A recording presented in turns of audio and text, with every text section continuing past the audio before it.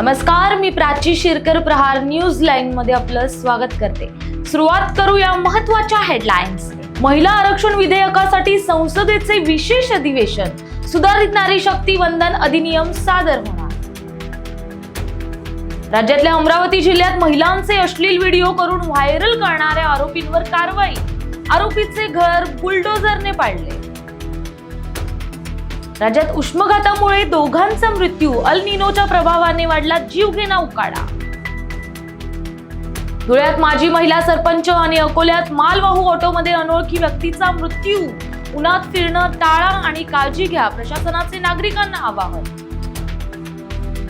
मंत्रालयात आता एलिट गार्डचे भक्कम सुरक्षा कवच. लागू झाली तिहेरी सुरक्षा व्यवस्था. मुख्य प्रवेशद्वारावर AK-47 सह कमांडो तैनात. वेदांता कंपनीच्या औष्णिक ऊर्जा निर्मिती प्रकल्पात बॉयलरचा स्फोट.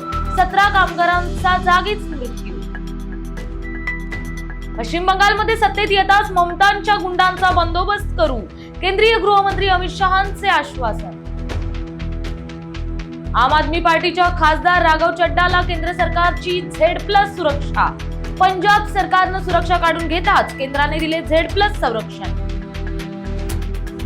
मलेशियाला चाललेल्या मानवी तस्करांच्या बोटीला अंदमान जवळ अपघात. किमान 250 लोकांचा मृत्यू. मृतांमध्ये अनेक बांगलादेशी आणि रोहिंग्या असण्याची शक्यता.